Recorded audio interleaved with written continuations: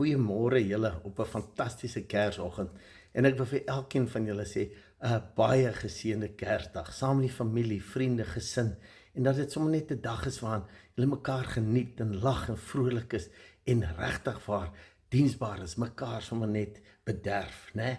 En dis hoekom ek ook in die afgelope tyd gesê het, ek wil hê jy met vriende van jou WhatsApp hulle en sê net sommer woorde van waardering en stuur net blessings uit vir mense sommer vandag deur die dag. Nou die ander belangrike ding is, baie mense sê hulle vier die geboorte van Christus. Ek wil vir jou vandag sê, dink net vir 'n oomblik saam met my. Ek vier die grootste boodskap wat nog ooit hierdie aarde getref het. En dit was die boodskap wat Jesus verkondig het, hy het dit geleef, hy het dit gedemonstreer. En dit was net een ding, dat al die mense op hierdie aarde, elkeen wat asemhaal, is deel van die bron. Almal kom uit dieselfde bron uit. Ons bevat die volheid van die godheid, the Christ within, almal. En dis hoekom sy boodskap was nie vir die kerkie, beslis nie. Sy boodskap was vir die wêreld. Dis hoekom jy kan gaan lees in Lukas, sê dit, die sondaars en die tollenaars, al die mense wat so verwerp is deur die samelewing, hulle was juist lief om saam met hom te kuier. Hoekom? Want daar was geen judgment nie, geen oordeel nie. Hy het net sy liefde aan hulle bewys. En dis hoekom ek wil vir jou vra, gaan dink bietjie vandag daaroor en laat dit ons pad vorentoe rig om te besef dat ons moet nie afkyk op ander en ander in 'n boksie sit nie. Ja, almal is nie in dieselfde situasie, almal is op dieselfde bladsy nie, né?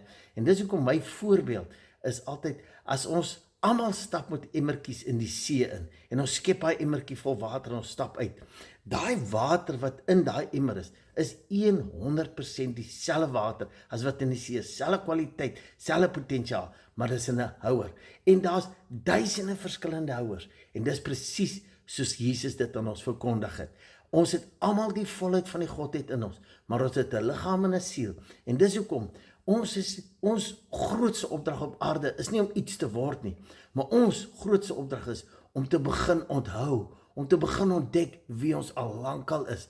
Wat is die potensiaal? Wat is die erfenis wat reeds al in ons opgesluit is? En dis hoekom, omdat mense dit nie verstaan nie, sien ons hierdie verdraaidheid en die wreedheid en die mislukkings en die sonde wat hoogtyd vier. Maar dit is nie God se hart nie. God se hart is, ontdek wie jy is. En dit is ons boodskap. In liefde moet ons dit aan die mense gaan verkondig. Julle moet 'n geseënde dag hê en ons kyk môre verder weer. Kom ons terug by die denke. Wat is die praktiese impak in ons lewe deur ons denke en ons woorde? Geniet julle dag.